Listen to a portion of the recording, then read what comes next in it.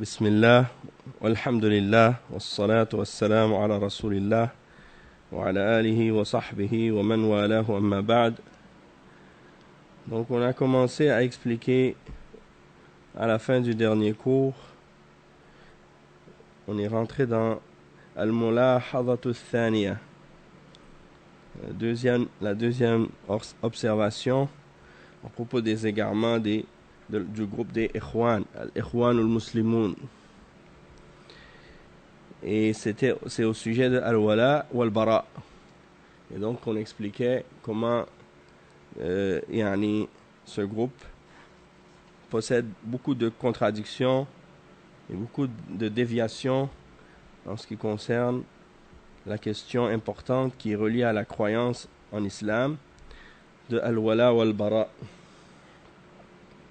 c'est-à-dire le fait de s'allier et de se désavouer selon l'islam, selon le Coran et la Sunna, d'aimer pour Allah et de détester pour Allah, et d'aimer ce que Allah aime et de détester ce que Allah aime, et de détester ce que Allah déteste. Naam. Donc on va continuer dans ce sujet, et au dernier cours on avait lu une citation justement à ce sujet-là de Hassan al-Banna et de sa position vis-à-vis des autres religions et des croyances, et on a lu la réponse de Cheikh Ibn Baz. Qu'est-ce qu'il a mentionné à ce sujet pour mentionner les erreurs qu'il y avait dans ces propos-là. Donc ça c'est un d'entre les points qu'on avait commencé à expliquer.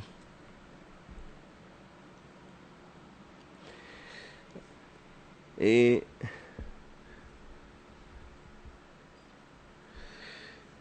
ensuite de ça, on va lire quelques citations aussi des gens qui ont un lien avec Al-Ikhwan, des gens qui sont affiliés au Ikhwan et qui ont été membres des Ikhwan et qui ont été sympathisants de ce groupe et de ce mouvement et qui ont prêché beaucoup des fondements et des égarements de ce groupe, entre autres celui qu'on appelle Yusuf al-Qaradawi.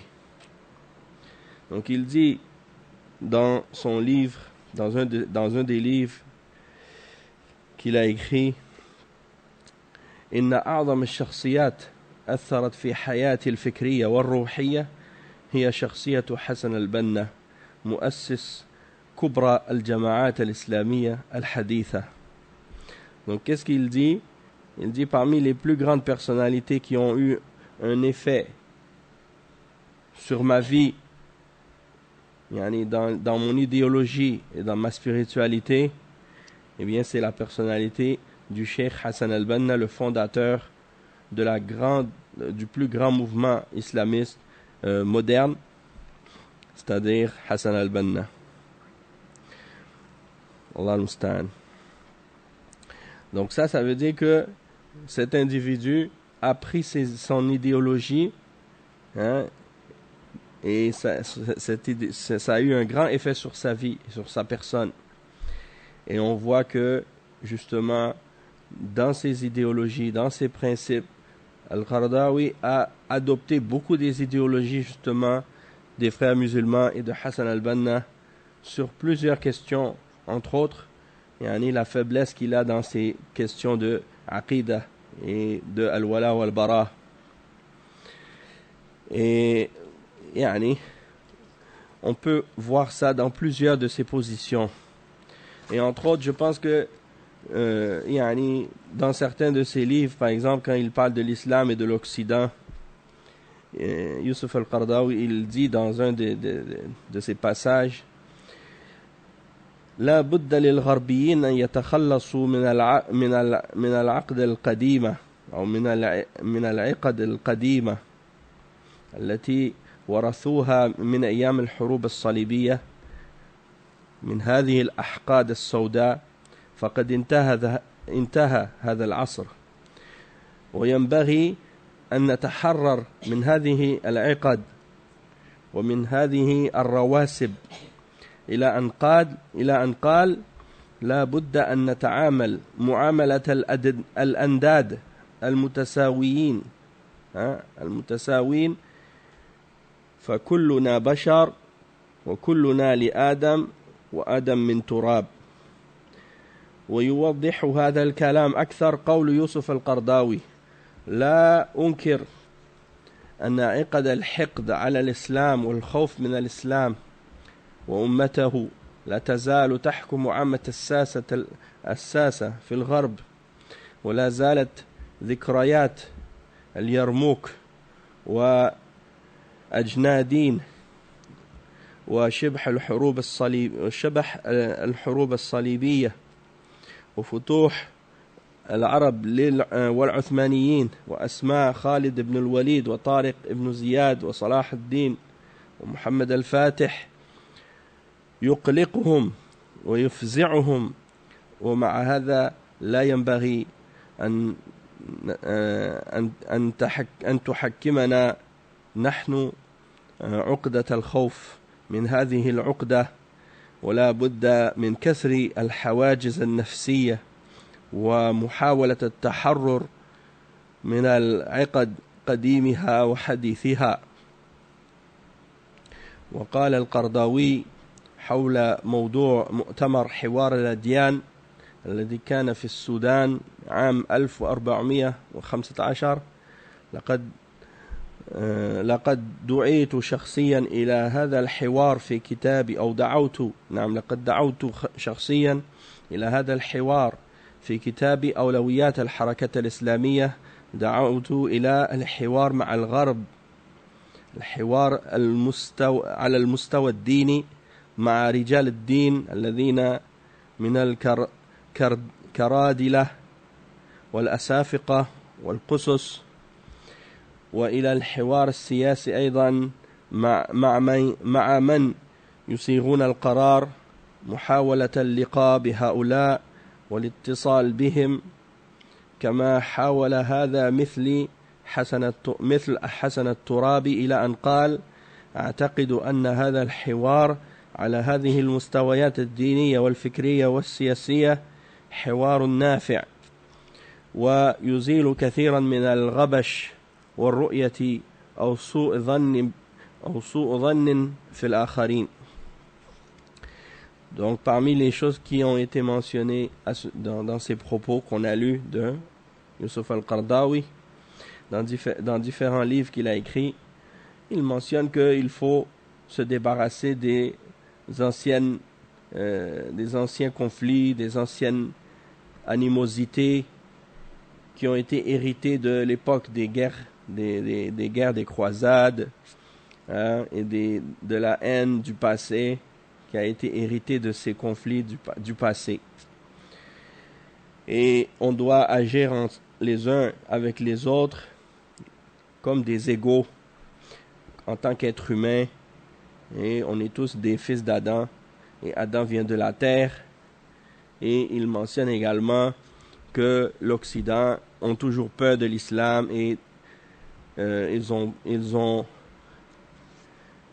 cette haine de l'islam, et que c'est ça qui dirige beaucoup des politiciens de l'Occident lorsqu'ils se rappellent des guerres des croisades et des conquêtes de l'Empire ottoman, et quand ils mentionnent les noms de Khalid ibn al-Walid, Tariq ibn Ziyad, Salah ad-Din al-Ayyubi, Muhammad al-Fatih, donc ça les angoisse, ça les dérange d'entendre ces noms-là. Et il dit: nous, on ne doit pas se laisser gérer ou diriger par la crainte et l'animosité, et il faut briser ces barrières psychologiques et se libérer de ces convictions anciennes et nouvelles. Et Al-Qardawi, il a mentionné aussi à propos du dialogue entre les religions, lorsqu'il y a eu une conférence qui a été établie sur ce sujet, ou bien plutôt un colloque qui a été établi en 1415. Je crois que ça correspond à peu près en 1995 environ, à cette époque, il dit, j'ai été invité, moi-même, à ce genre de dialogue. Et il dit, j'ai invité moi-même les gens à participer à ce dialogue entre les religions dans mon livre, Awlawiyat al-Harakat al-Islamiyya, c'est-à-dire les priorités du mouvement islamique. Et il dit, j'ai appelé au dialogue avec l'Occident sur le plan religieux avec les cardinals, les prêtres, les évêques, et aussi un dialogue politique avec ceux qui décident, qui prennent les décisions. Et j'ai essayé de rencontrer ces gens-là, puis de les contacter, comme également, comme Hassan al-Turabi a essayé de le faire, comme moi. C'est-à-dire, il se compare à Hassan al-Turabi. Et Hassan al-Turabi, c'est un Ikhwani du Soudan, qui est connu pour ses égarements et ses appels, justement, à l'unification des religions. C'est lui qui a encouragé les musulmans à ce qu'on imprime le Coran et la Bible ensemble dans un seul couvercle, et à faire des lieux de culte, soi-disant pour les trois religions, des lieux de culte pour les chrétiens, les juifs et les musulmans réunis, et toutes sortes d'autres égarements aussi qu'il avait, Allah musta'an. Et également, une des choses qui est mentionnée à propos de Al-Qaradawi, c'est son message pour les chrétiens et pour l'Église catholique. Au moment de la mort du pape Jean-Paul II, il a envoyé ses condoléances et il a fait des éloges des chrétiens. Il a même invoqué la miséricorde pour le pape. Et voici des propos qu'il a eus pendant cette occasion-là.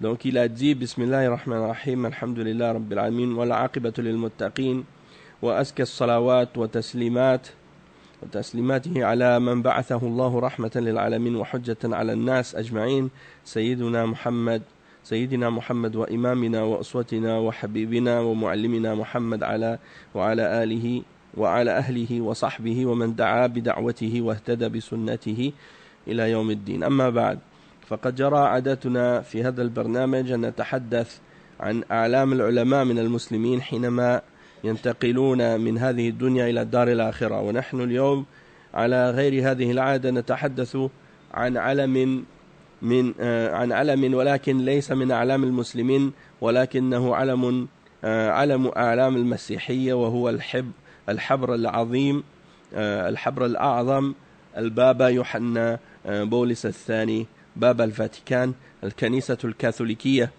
وأعظم رجل يشار إليه بالبنان في الديانة المسيحية. وعليكم السلام ورحمة الله. Donc il dit dans cette introduction, après avoir mentionné, après avoir dit que c'est au nom d'Allah, le tout miséricordieux, le très miséricordieux, louange à Allah, le Seigneur des mondes, la bonne fin pour les pieux, et que les meilleures bénédictions et les meilleurs éloges d'Allah soient donnés pour son prophète, celui qui a été envoyé par Allah comme miséricorde pour les mondes, comme preuve pour les hommes. Et c'est notre imam, notre guide, notre modèle, notre exemple, notre bien-aimé, notre professeur, le prophète Mohammed sallallahu alayhi wa sallam, ainsi que sur sa famille et ses compagnons, et tous ceux qui ont appelé à son message et qui ont été guidés par sa sunna jusqu'au jour de la résurrection.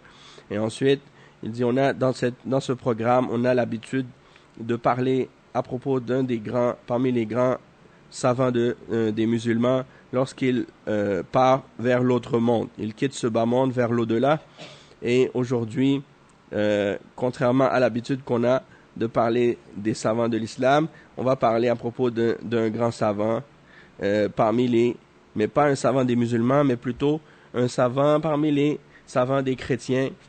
Et c'est le plus grand savant des chrétiens, le pape Jean-Paul II, le pape du Vatican et de l'Église catholique.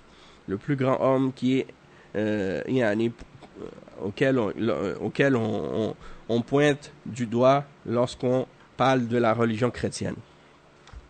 Il dit ensuite وَلَقَدْ تُوفِيَ بِالْأَمْسِ وتناقلت الدنيا خبر هذه الوفاة ومن حقنا أو من واجبنا أن نقدم العزاء إلى الأمة المسيحية وإلى أحبار المسيحية في الفاتيكان وغير الفاتيكان من أنحاء العالم وبعضهم أصدقاء لنا لاقيناهم في أكثر من مؤتمر وأكثر من ندوة وأكثر من حوار نقدم لهؤلاء العزاء في وفاة هذا الحبر العظم الذي يختاره المسيحيون عادة اختيارا حرا. يعني نحن المسلمون نحلم بمثل هذا، أن يستطيع علماء الأمة أن يختاروا يعني شيخهم الأكبر وإمامهم الأكبر اختيارا حرا وليس بتعيين دولة من الدول أو حكومة من الحكومات. نقدم عزاءنا في هذا الباب الذي كان له مواقف تذكر وتذكر وتشكر له. وربما يعني بعض المسلمين يقول أنه لم يعتذر على الحروب الصليبية وما جرى فيها من مآسي للمسلمين كما اعتذر لليهود، وبعضهم يأخذ عليه بعض أشياء، ولكن مواقف الرجل العامة وإخلاصه في نشر دينه ونشاطه حتى رغم شيوخته وكبر سنه، فقد طاف العالم كله وزار بلاد ومنها بلاد المسلمين نفسها، فكان مخلصا لدينه وناشطا من أعظم النشطاء في نشر دعوته والإيمان برسالته، وكان له مواقف سياسية يعني تسجل له في حسناته، مثل موقفه ضد الحروب بصفة عامة. وكان الرجل رجل سلام وداعية سلام، ووقف ضد الحرب على العراق، ووقف أيضا ضد إقامة الجدار العازل في الأرض الفلسطينية، وأذان اليهود في ذلك، وله مواقف مثل هذه يعني تذكر فتشكر، ولا نستطيع إلا أن ندعو الله تعالى أن يرحمه ويثيبه بقدر ما قدم من خير للإنسانية. نسأل الله العافية. Donc ça c'est ses propos, nasallallahu al-afiyah, qui sont remplis d'égarements, de kufr, et de dalal. Donc on va traduire qu'est-ce qu'il a dit avec des commentaires en même temps, quelques commentaires. Donc il dit hier il est mort, c'est-à-dire le pape Jean-Paul II, à l'époque quand il a fait ce programme, c'était le lendemain de la mort de Jean-Paul II. Donc il dit Jean-Paul II est mort hier et le monde a transmis cette nouvelle, et il dit ça fait partie de notre droit ou même de notre obligation de faire nos condoléances à la nation chrétienne, aux prêtres chrétiens, au Vatican et ceux qui ne sont pas au Vatican parmi le monde, dans le monde entier, parce que certains d'entre eux sont nos amis. On les a rencontrés dans plusieurs séminaires, plusieurs colloques, et dans plusieurs dialogues. Et on présente donc nos condoléances à ceux-là pour la mort de ce grand prêtre chrétien, ce grand pape que les chrétiens choisissent de façon libre. Et là, je ne sais pas de qu'est-ce qu'il veut dire exactement que les chrétiens choisissent le pape de façon libre, parce que c'est pas vrai. Oui. Je ne sais pas qu'est-ce qu'il veut dire quand il dit qu'ils choisissent leur pape de façon libre, parce qu'on sait très bien que c'est les évêques qui choisissent le pape et qu'ils se réunissent entre eux pendant des jours pour essayer de se mettre d'accord sur qui ils doivent choisir, et que derrière ça il y a plein de considérations politiques et des intérêts économiques et autres. Donc il n'y a rien de libre là-dedans. Allah al-Musta'an. Il y a plein de manigances et de trucs, yani, comme on dit, vraiment bizarres qui se passent dans ces occasions-là. Donc lui, il dit, Al-Qardawi, il dit, nous on souhaiterait et on rêve aussi d'être un peu comme ça aussi, c'est-à-dire de pouvoir que la Ummah puisse choisir, ou que les ulama de la Ummah puissent choisir leur cheikh, leur grand cheikh et leur grand imam de façon libre, et que ce ne soit pas par la désignation d'un État parmi les pays ou bien un gouvernement parmi les gouvernements. Et ça, c'est totalement ridicule parce que yani, quand ils parlent de la Ummah et les ulama de la Ummah et que c'est eux qui choisissent leur cheikh, leur grand cheikh ou des choses comme ça, yani, je sais pas d'où est-ce qu'il sort ces idées-là. C'est connu que yani, c'est les ulama, les muftines par exemple, ceux qui donnent les fatawas dans les pays musulmans, c'est eux sont désignés par le wali ul-amr, le chef de l'État. Et ça c'est normal, ça a toujours été comme ça.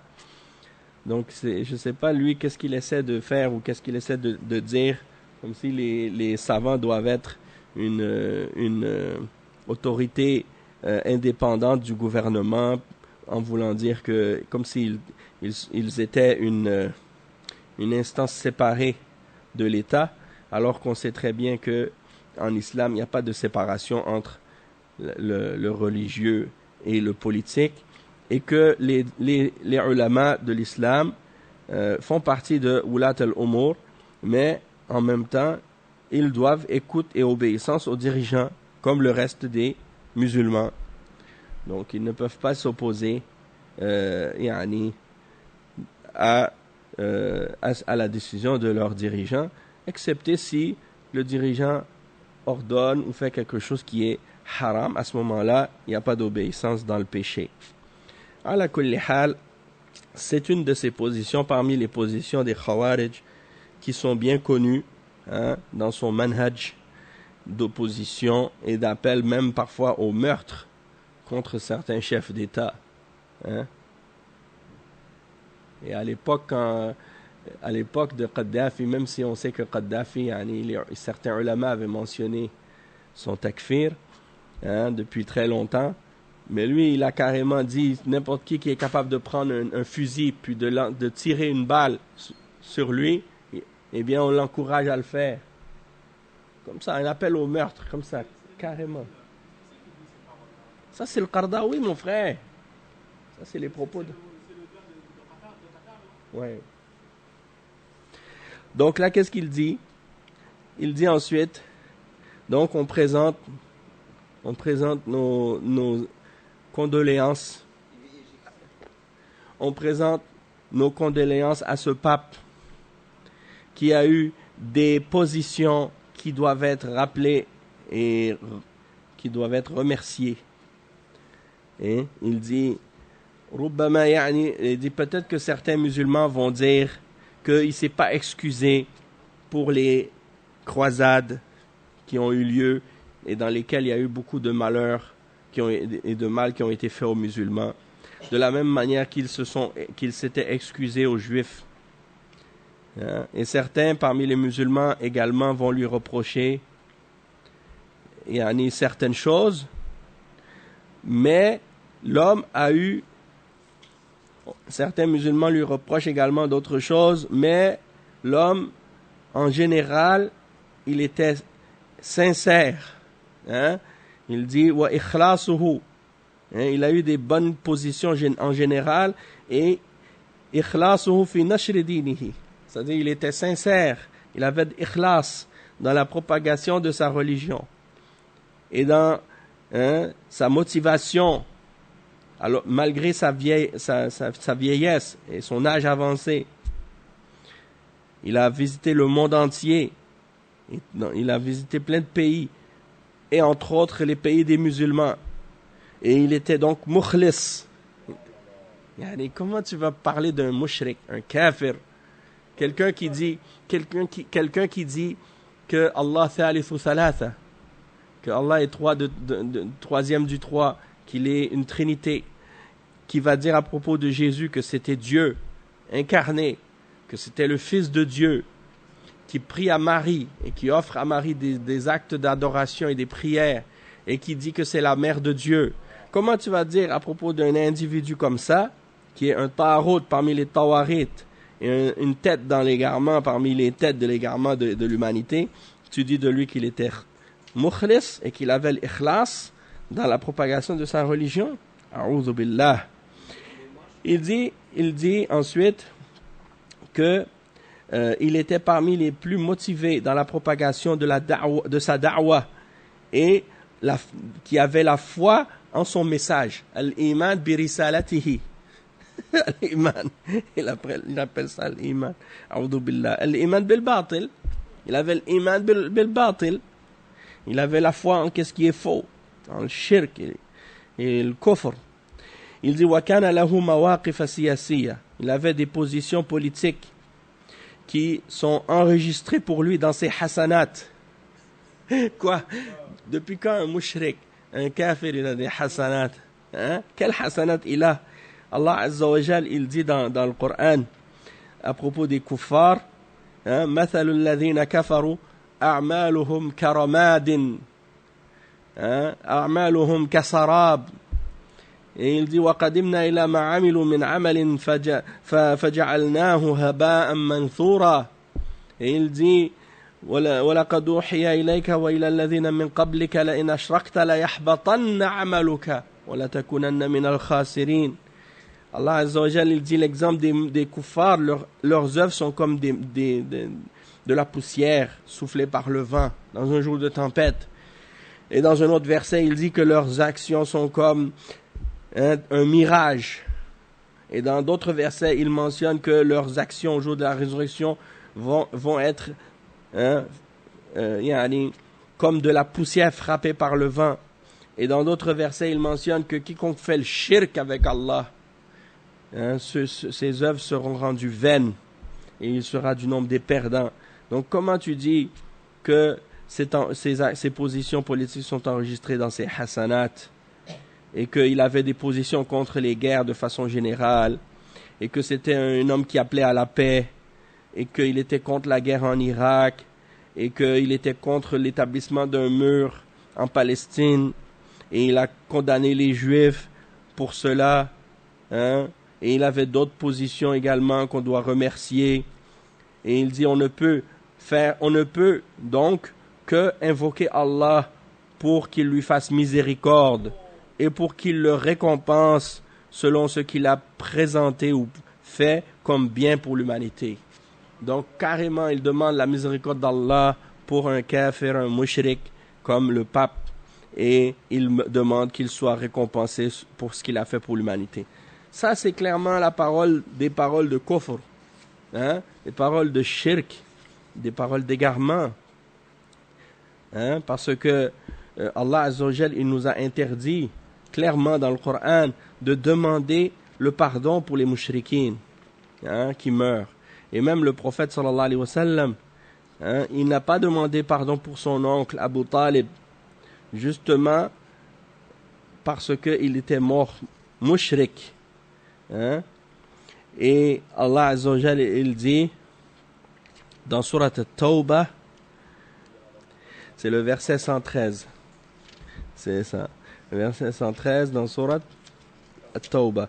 Allah Azza wa Jal, il dit dans ce verset ما كان للنبي والذين آمنوا أن يستغفروا للمشركين ولو كانوا أولي قربى من بعد ما تبين لهم أنهم أصحاب الجحيم وما كان استغفار إبراهيم لأبيه إلا عن موعدة وعدها إياه فلما تبين له أنه عدو لله تبرأ منه إن إبراهيم لأواه حليم. Donc Allah Azza wa Jal, il dit dans ce verset, il n'appartient pas aux prophètes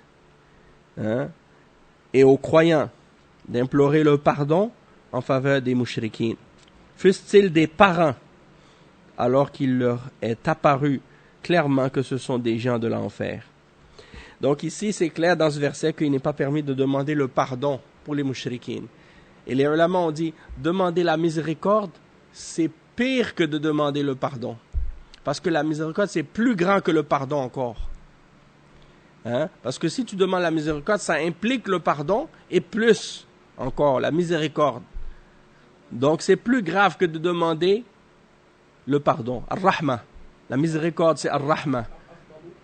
Ar-Rahma, c'est plus grand et plus grave de demander la Rahma que de demander le pardon. Parce que le pardon, c'est tu demandes juste que son péché soit effacé. Et ça, on n'a pas le droit. Mais demander Ar-Rahma, c'est demander le pardon et la miséricorde en plus. Hein? Donc ça, c'est encore plus grave et plus dangereux. Et c'est pour ça que Allah Azza wa Jal, il dit dans le verset 114 qui suit, Abraham n'a demandé pardon en faveur de son père qu'à cause d'une promesse qu'il lui avait faite. Hein? C'est-à-dire dans Surat 19, Surat Maryam, le verset 41 à 48, il est question ici de ça. Il mentionne dans le livre, Abraham c'était un très véridique, un prophète, lorsqu'il dit à son père, « Ô mon père, pourquoi adores-tu ce qui n'entend ni ne voit, ni ne te profite en rien? Ô mon père, il m'est venu de la science que tu n'as pas reçue. Suis-moi donc, je te guiderai vers une voie droite. Ô mon père, n'adore pas le shaitan, car le shaitan désobéit au tout miséricordieux. Ô mon père, je crains qu'un châtiment venant du tout miséricordieux ne te touche et que tu ne deviennes un allié du diable. » Il dit, « Ô Abraham, aurais-tu du dédain pour mes divinités? Si tu ne cesses pas, je te lapiderai. Éloigne-toi de moi pour bien longtemps. » Paix sur toi, dit Abraham, j'implorerai mon Seigneur de te pardonner, car il m'a toujours comblé de ses bienfaits. Et je me sépare de vous, ainsi que de ce que vous invoquez en dehors d'Allah, et j'invoquerai mon Seigneur. J'espère ne pas être malheureux dans mon appel à mon Seigneur. Puis lorsqu'il fut séparé d'eux et de ce qu'ils adoraient en dehors d'Allah, nous lui fîmes don d'Isaac et de Jacob, et nous fîmes de chacun un prophète. Et donc ça c'est la promesse qu'il avait fait à son père, d'invoquer pour son père. Mais il dit, mais dès il lui apparut clairement qu'il était un ennemi d'Allah, il le désavoua. Et donc Abraham était certes plein de sollicitude et indulgent. Et quand on regarde par exemple dans Surat Al-Mumtahana, le verset 4, eh bien Allah Azza wa Jal, il fait allusion à cette invocation de Abraham pour son père, en disant que ça ne fait pas partie de qu'est-ce qui est une bonne exemple à suivre dans l'exemple d'Abraham. Parce qu'il dit dans le verset 4, قَدْ كَانَتْ لَكُمْ أُسْوَةٌ حَسَنَةٌ فِي إِبْرَاهِيمَ وَالَّذِينَ مَعَهُ إِذْ قَالُوا لِقَوْمِهِمْ إِنَّا بُرَآءُ مِنْكُمْ وَمِمَّا تَعْبُدُونَ مِنْ دُونِ اللَّهِ كَفَرْنَا بِكُمْ وَبَدَا بَيْنَنَا وَبَيْنَكُمُ الْعَدَاوَةُ وَالْبَغْضَاءُ أَبَدًا حَتَّى تُؤْمِنُوا بِاللَّهِ وَحْدَهُ إِلَّا قَوْلَ إِبْرَاهِيمَ لِأَبِيهِ لَأَسْتَغْفِرَنَّ لَكَ. Donc, إِلَّا قَوْلَ إِبْرَاهِيمَ لِأَبِيهِ لَأَسْتَغْفِرَنَّ لَكَ. Sauf la parole d'Abraham pour son père, je vais demander pardon pour toi. Ça rentre pas dans la bonne exemple à suivre dans l'exemple d'Abraham. Il dit, وَمَا أَمْلِكُ لَكَ مِنَ اللَّهِ مِنْ شَيْءٍ رَبَّنَا عَلَيْكَ تَوَكَّلْنَا وَإِلَيْكَ أَنَبْنَا وَإِلَيْكَ الْمَصِيرُ.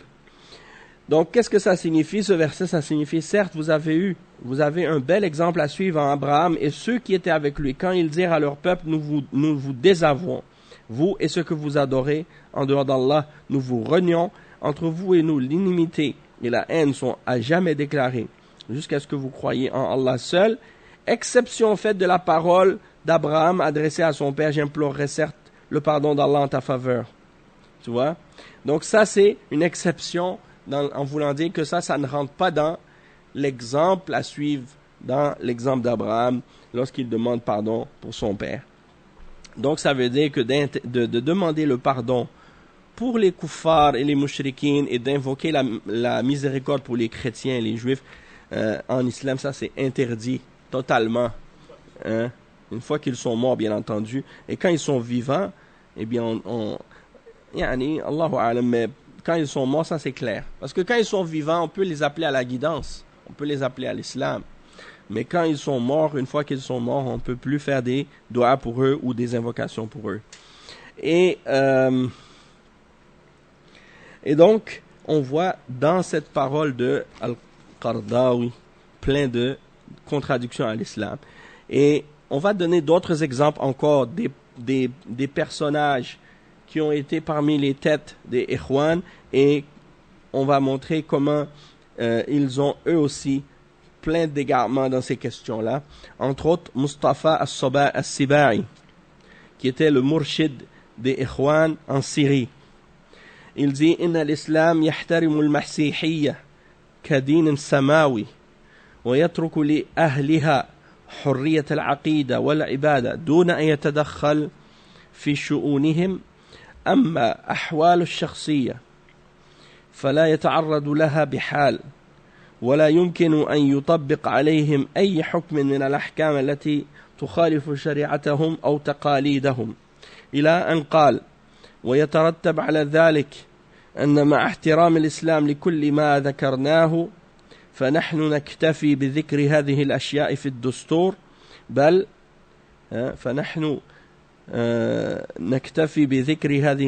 الدستور بل اقترحنا أن ننص على احترام الأديان السماوية وقدسيتها واحترام الأحوال الشخصية للطوائف الدينية فكيف يخطر في البال أن هناك خطرا على عقيدة المسيحيين وأحوالهم الشخصية.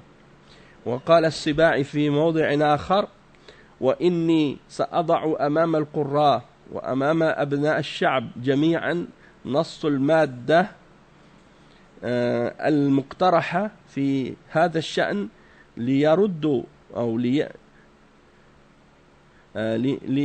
ليردوا بعد ذلك أي خوف منها وأي غبن سيلحق بالمسيحية فيها.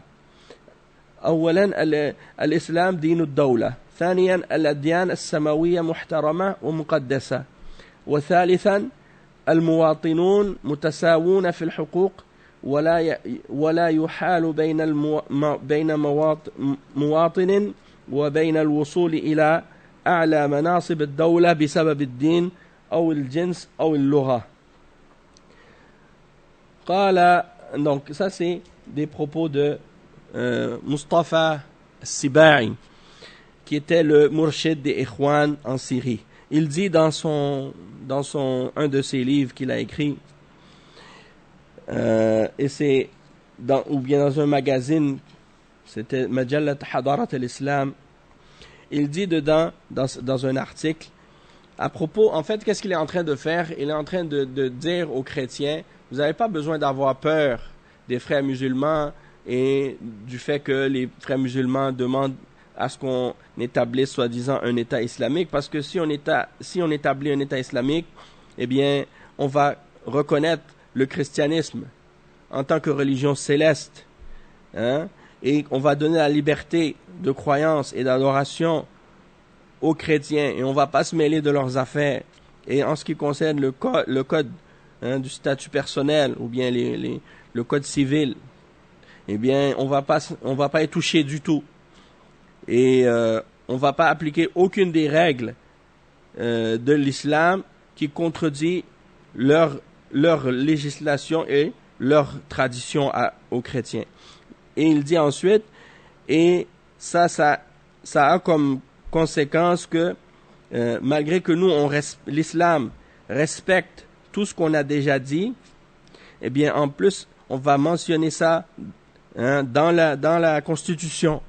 Et on va proposer un article à rajouter dans la Constitution pour le respect des religions célestes et du fait qu'elles sont saintes, et de respecter le code civil pour les groupes religieux.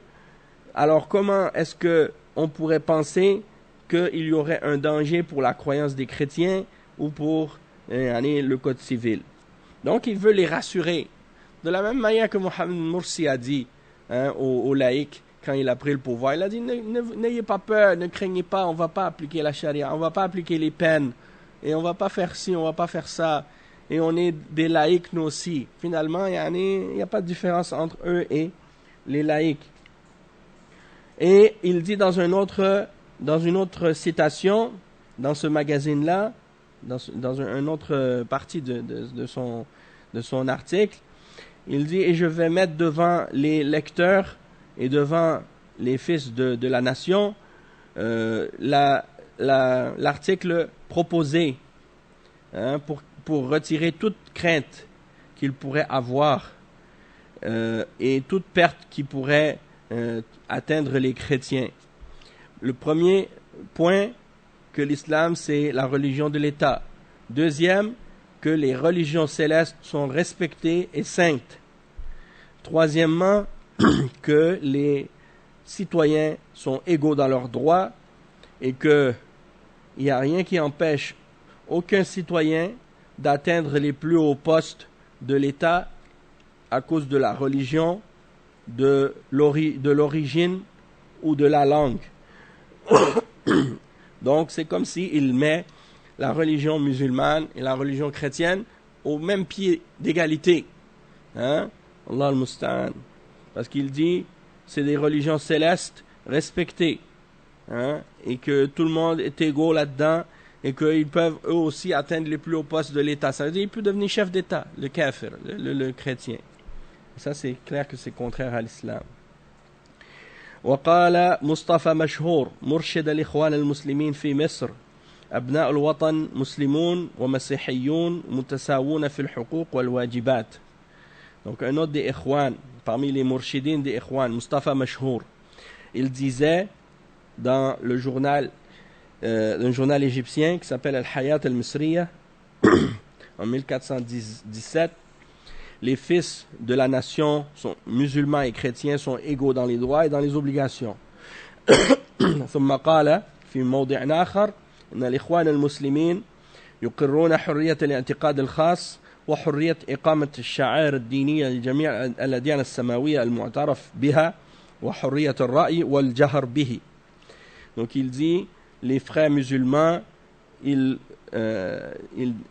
approuvent la liberté de croyance individuelle, la liberté d'établir les pratiques religieuses pour toutes les religions célestes qui sont reconnues, et la liberté d'opinion et le fait de l'exprimer. C'est les droits de l'homme. Donc ça c'est... Non.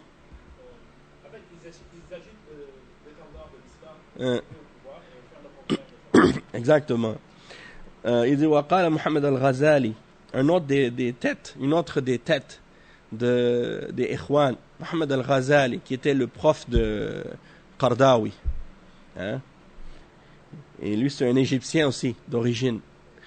Et il a eu aussi un impact en Algérie parce qu'il a, à un certain moment donné, été recteur là-bas, je pense, dans une des universités à Constantine. Il dit dans son livre, parce que une des choses que les Ikhwan ont fait et à laquelle ils ont appelé les musulmans, c'est le rapprochement avec les Shia, Rafida. D'accord? Donc ça, c'est une des choses à ce sujet-là. Donc, Mohamed al-Ghazali, il dit « Ana kuntu min al-mu'niyin bit-taqrib bayna al-madhahib al-islamiyya. كان لي عمل دؤوب متصل في دار التقريب بالقاهرة وصادقت محمد تقي القمي كما صادقت محمد جواد مغنيه رحمه الله ولي أصدقاء من العلماء الأكابر من علماء الشيعة وأريد أن تذهب الجفوة والشقاق المر الذي بين المسلمين. Donc ça c'est Al-Ghazali, parce que ça c'est un des projets de Hassan al-Banna qu'il a établi, c'était de créer un centre pour le rapprochement entre les musulmans de Hassan al-Banna. Il a travaillé pour créer un centre de rapprochement entre les gens de la Sunna et les Shia Rafida. Et donc, Mohamed al-Ghazali, il fait partie de ceux qui ont travaillé dans ce centre. Il dit, j'ai travaillé pour le rapprochement entre les écoles soi-disant islamistes. Et il dit, j'ai fait un travail acharné et continuel dans le centre de rapprochement au Caire, et j'ai été ami avec Mohamed Taqi al-Qummi et avec un autre chiite qui s'appelait Mohamed Jawad Mourni. Il dit qu'Allah lui fasse miséricorde. Ça c'est lui qui dit ça, Ghazali. Et il dit, j'ai d'autres également parmi les grands savants des chiites qui étaient mes amis, et je veux que la froideur et la division amère qui existe entre les musulmans soit enlevée ou éliminée. D'accord?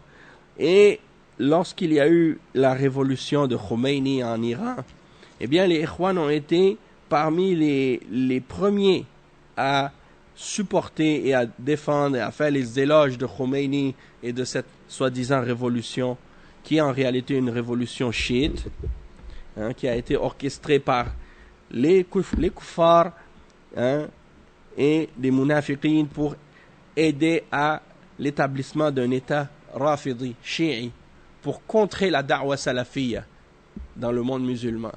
Ça, c'était un des objectifs. Non. C'est pas Al-Ghazali qui a dit ça. Al-Ghazali, lui, il appelle au rapprochement. Al-taqarub wal-hiwar. Il veut se rapprocher avec eux.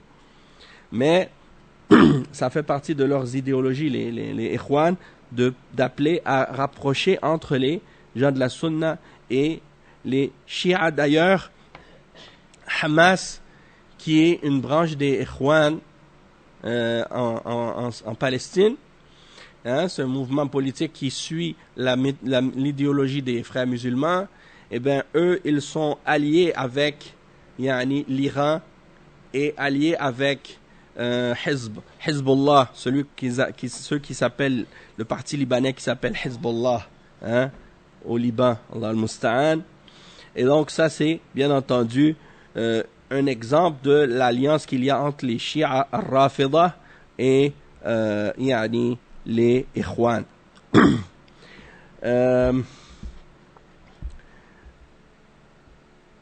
Et donc ici il mentionne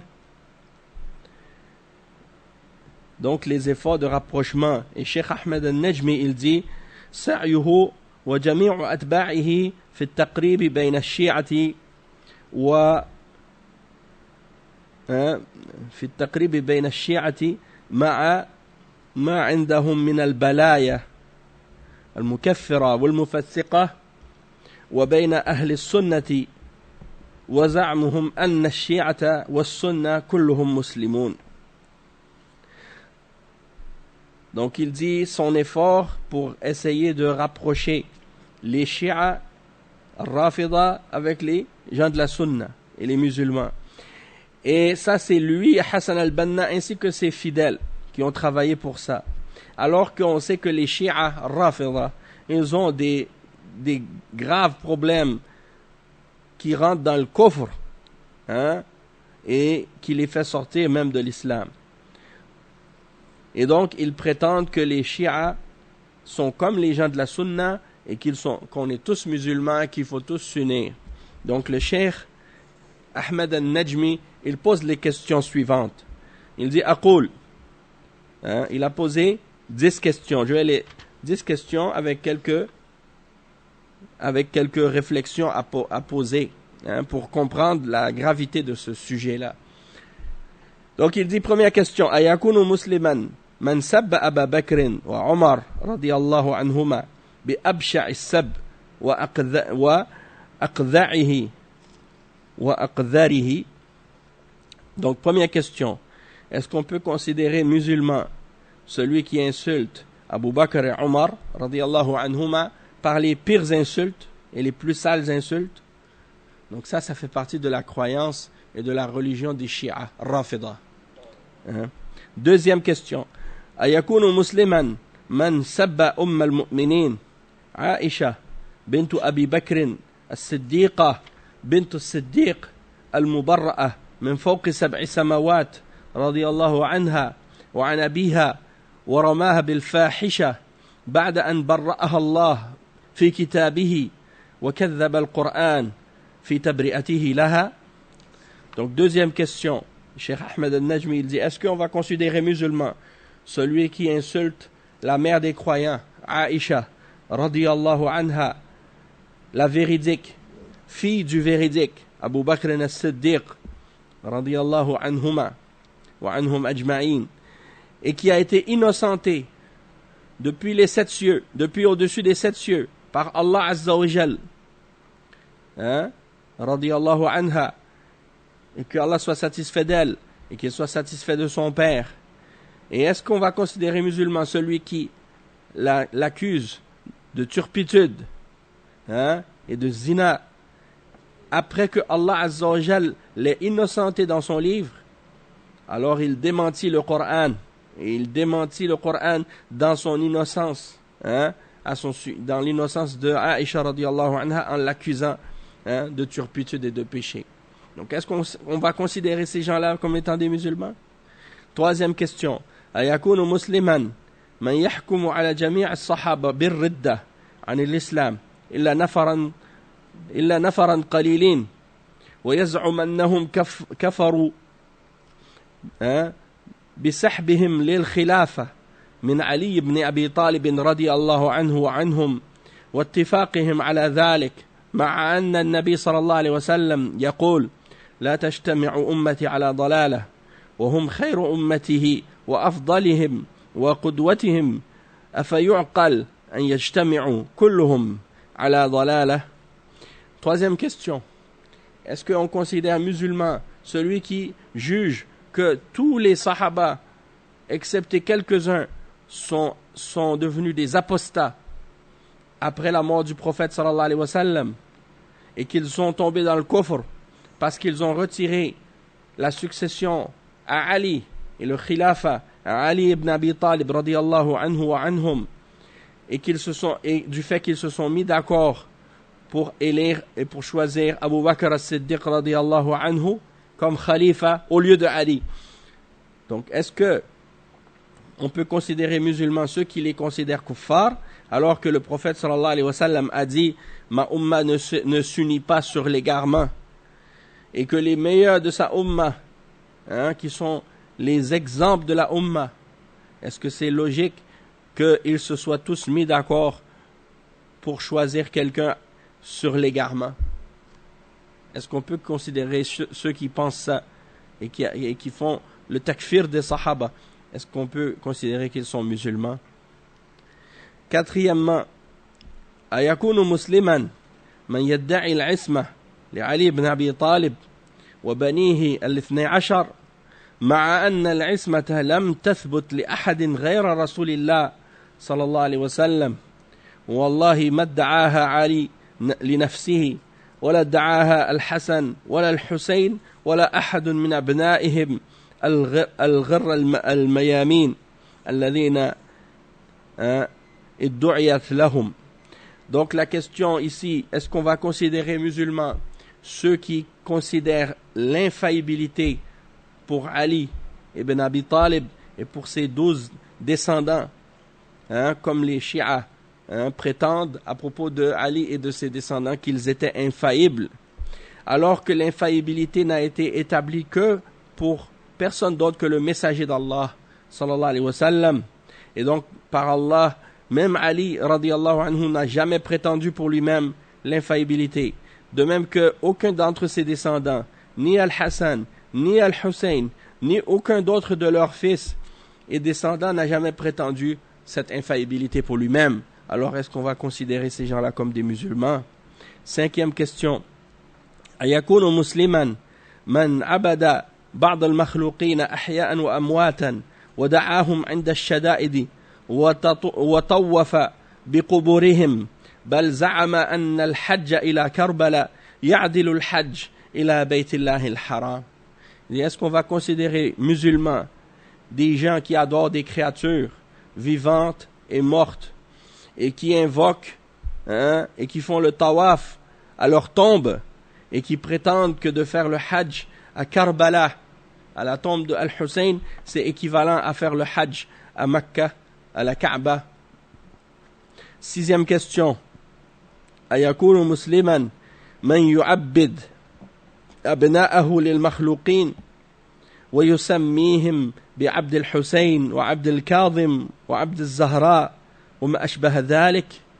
Est-ce qu'on va considérer musulmans des gens qui appellent leurs enfants par des noms d'esclaves à des créatures, comme l'esclave de Al-Hussein, Abdul Hussein, ou l'esclave de Al-Kazim, l'esclave, Abdul Kazim. Al-Kazim, c'est un des noms des descendants de Ali, de leurs 12 imams, ou bien Abdul Zahra, Fatima radiyallahu anha, l'esclave de Az-Zahra, et des noms semblables. Donc en islam, il n'y a que le fait d'être un esclave d'Allah seulement, pas d'être l'esclave d'un être humain ou d'une créature. Hein? Donc celui qui donne ce nom-là à ses enfants, ça veut dire que il devient serviteur d'autres que Allah. Donc ça c'est du shirk.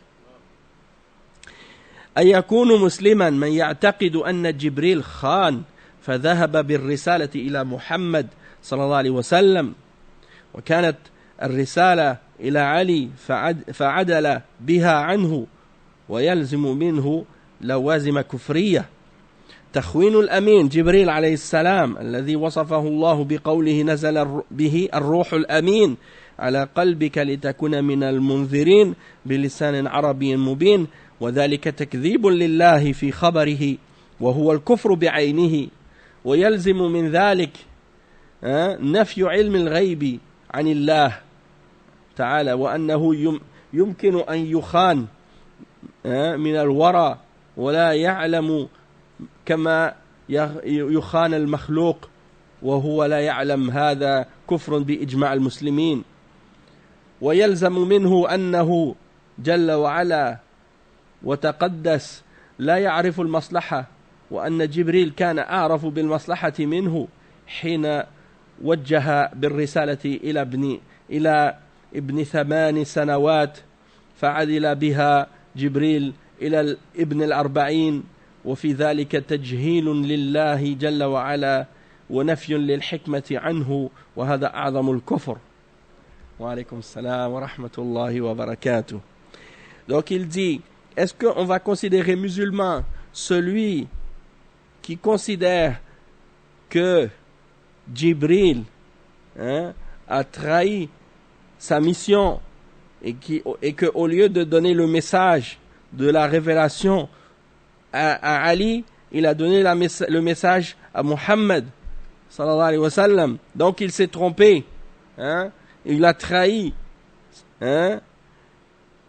Et donc ça implique beaucoup de choses qui sont des croyances de kufr. Premièrement, il considère comme traître l'ange Gabriel, Jibril, qui est connu pour son honnêteté et sa fiabilité.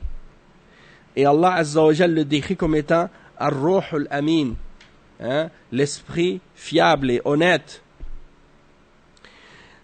Et ça, c'est bien entendu comme s'ils traitent Allah de menteur, et ils disent le contraire de ce que Allah a dit à son sujet, au sujet de Jibril, et ça c'est du kufr. Et ça implique également de nier que Allah a la connaissance de l'invisible et de toutes choses. Ça implique qu'ils considèrent qu'on peut trahir Allah et tromper Allah derrière son dos, comme on peut trahir ou tromper une créature parmi les créatures. Donc comme si Allah il ne savait pas. Et ça c'est du kufr également. De même que ça implique que selon eux, ils ne savaient pas où est-ce qu'il était le bien, et que Allah connaissait mieux le bien que Allah Azza wa Jal. Donc c'est comme s'ils traitent Allah Azza wa Jal d'ignorant, et qu'ils nient la sagesse d'Allah Azza wa Jal, et ça c'est clair que c'est du kufr également. Une autre question, la 8e. أيكون مسلما من يعتقد أن القيامة هي إحياء أعداء محمد صلى الله عليه وسلم عند خروج المهدي المنتظر للاقتصاص لآل محمد منهم عند ذلك، ويزعم أن أول من يقتص منه huma Abu Bakr wa Omar radiyallahu anhuma. Il dit, est-ce qu'on va considérer musulmans ceux qui pensent que le jugement, c'est de faire revivre la famille de Mohammed lorsque le Mahdi va sortir, le Mahdi qui est attendu chez les Rafidah, c'est celui qui est caché, hein, qui est vivant depuis 1200 ans et qui se promène dans le monde invisible et qui va apparaître à la fin des temps pour établir le jugement. Et pour eux, le jugement, c'est quoi? De rendre la justice à la famille du prophète sallallahu alayhi wa sallam.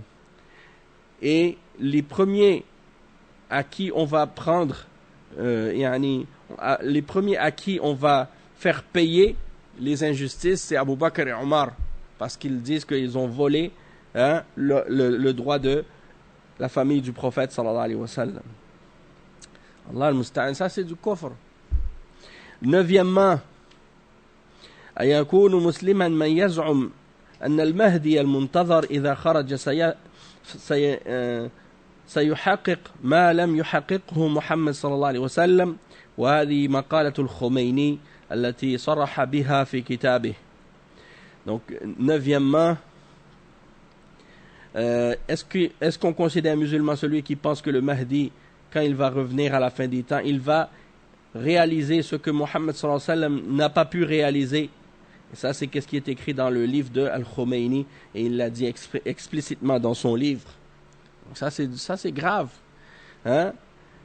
Sans oublier que Al-Khomeini, dans son livre également, Hukumat Islamiyya, il dit que les imams, c'est-à-dire les 12 descendants, les descendants de Ali, radiyallahu anhu, ils sont infaillibles, et qu'ils connaissent le ghaib, et qu'ils contrôlent tous les atomes de l'univers.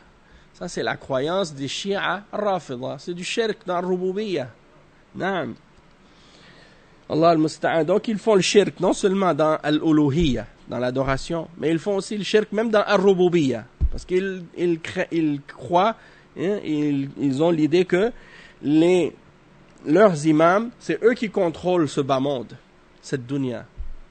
Et que tous les atomes de la création sont soumis à leur autorité. Hein, et qu'ils ont un statut au-dessus des prophètes et au-dessus des anges. Ça, c'est Al-Khomeini qui dit ça dans son livre, mot pour mot. A'udhu billah. Le 10e point, ayakunu musliman man yubihu zina mumathilan fi nikah al-mut'a. إذ أنه إذا أبيح فلا فرق بين نكاح ليلة أو ليال معدودة أو شهر أو أقل أو أكثر وهذا هو عين الزنا. Donc il dit, est-ce qu'on va considérer musulman celui qui rend licite la fornication et l'adultère et qui contracte des mariages temporaires, hein? Et donc si on permet ce genre de choses, eh bien il n'y a pas de différence entre le zina et de se marier une nuit ou quelques nuits ou un mois, hein, ou plus ou moins. Et quelqu'un il vient, il voit une femme, il dit hey, tu veux te marier pour cette nuit? Et là il donne de l'argent, puis il dort avec elle, le lendemain c'est fini. C'est de la prostitution pure et simple. Et ça c'est clair que c'est haram en islam. Et d'ailleurs le sahabi qui a rapporté le hadith qui montre l'interdiction du mut'a, c'est Ali ibn Abi Talib radiyallahu anhu lui-même. Donc eux qui critiquent l'interdiction du mut'a, zawaj al-mut'a. Non, mariage temporaire. Mut'a, c'est le mariage de jouissance. C'est-à-dire tu te maries juste pour un certain temps et la fin du contrat est écrite dans le contrat de mariage.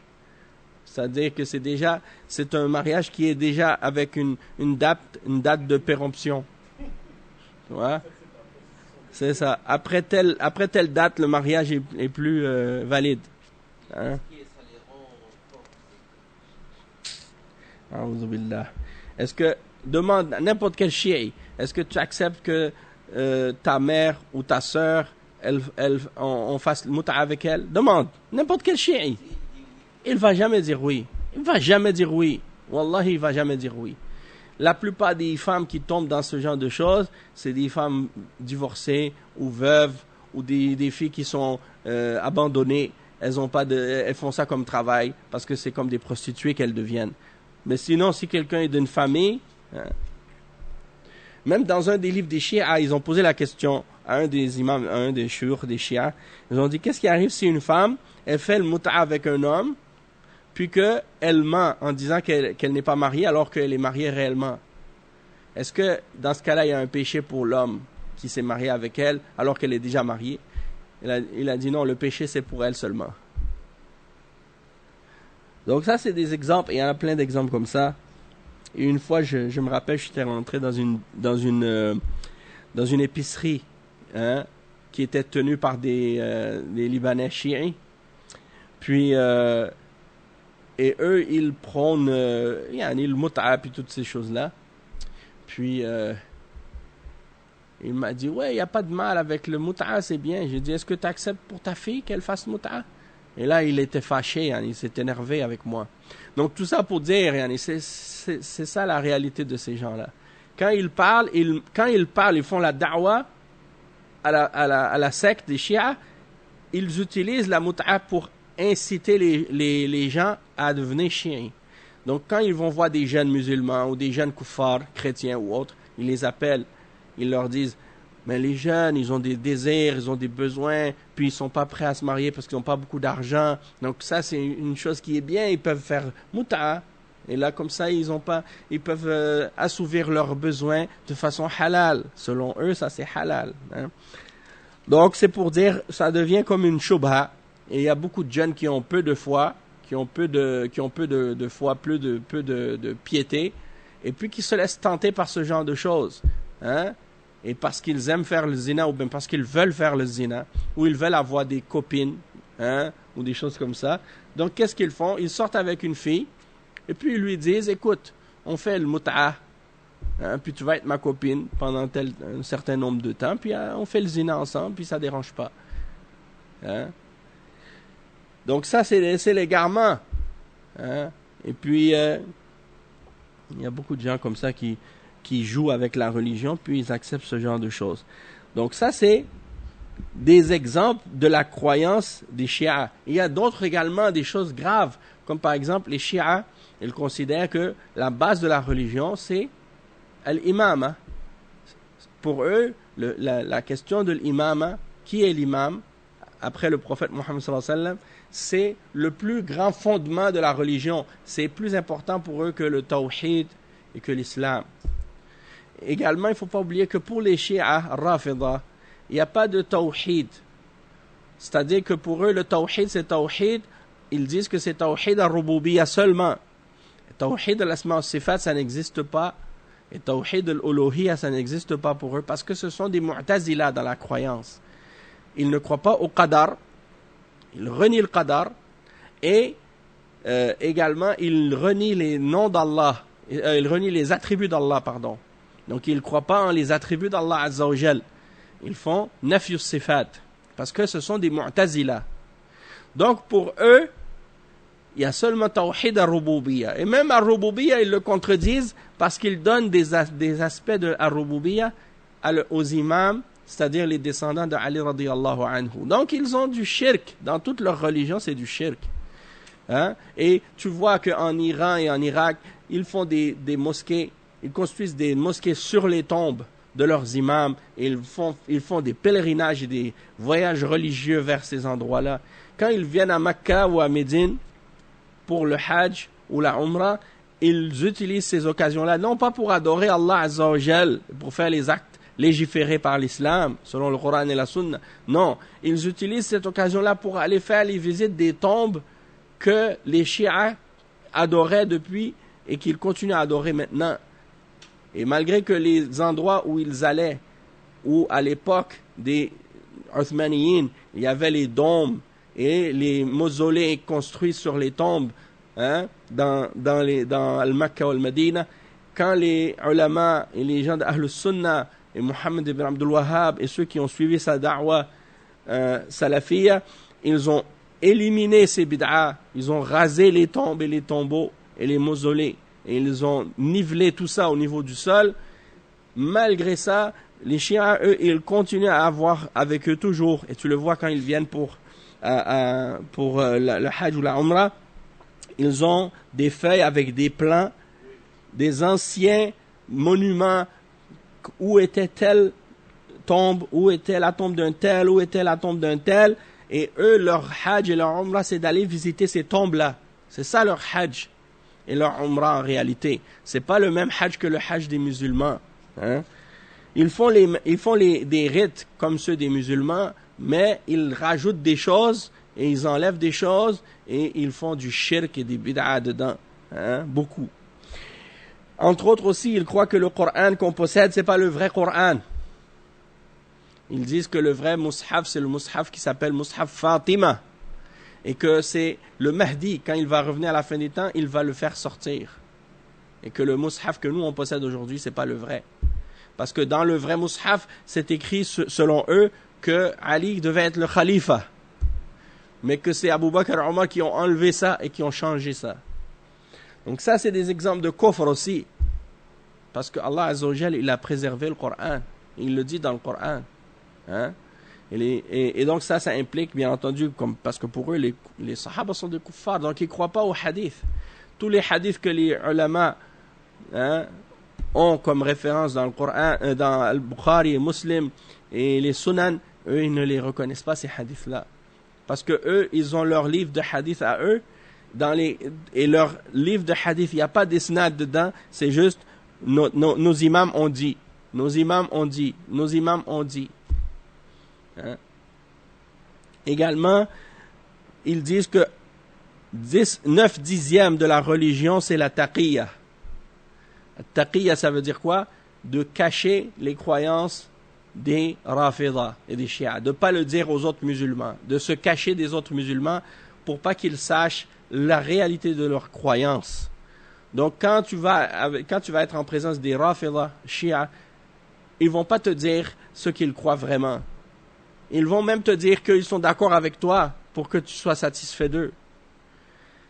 Mais ça, c'est taqiyya. Ça veut dire l'hypocrisie, nifaq. Que pour eux, c'est permis de mentir à propos de la religion et de cacher aux musulmans leur vraie croyance. Hein? Comme des munafiqin. Donc ça, c'est des exemples des positions et des idées de la secte des Rafida, Shia. Et malgré tout ça, les Ikhwan travaillent pour le rapprochement avec ces gens-là. Hein? Sans oublier les rapprochements qu'ils veulent faire également avec les Juifs et les chrétiens. Hein? Et ils disent ensuite, après qu'ils ont fait l'éloge de Khomeini et qu'ils ont dit qu'il a établi un État islamique et tout ça, et malgré tout ça, ils disent, hein, on veut établir des États islamiques et on appelle à l'islam. Allah al-Musta'an. Donc, ça c'est juste le début. On va donner d'autres exemples encore. Et puis, la semaine prochaine. Et puis on va mentionner la réfutation des ulama de ces sujets-là. De tout ce qu'on a mentionné aujourd'hui. En plus de qu'est-ce qu'on a expliqué des paroles de Cheikh Ahmed al-Najmi. On va mentionner d'autres exemples encore de ces exemples-là au prochain cours, Inch'Allah. Subhanakallahumma bihamdik, ashhadu an la ilaha illa ant, astaghfiruka wa atubu ilayk. Wa sallallahu wa sallam ala nabiyyina Muhammad wa ala alihi wa sahbihi ajma'in. Wassalamu alaykum wa rahmatullahi wa barakatuh.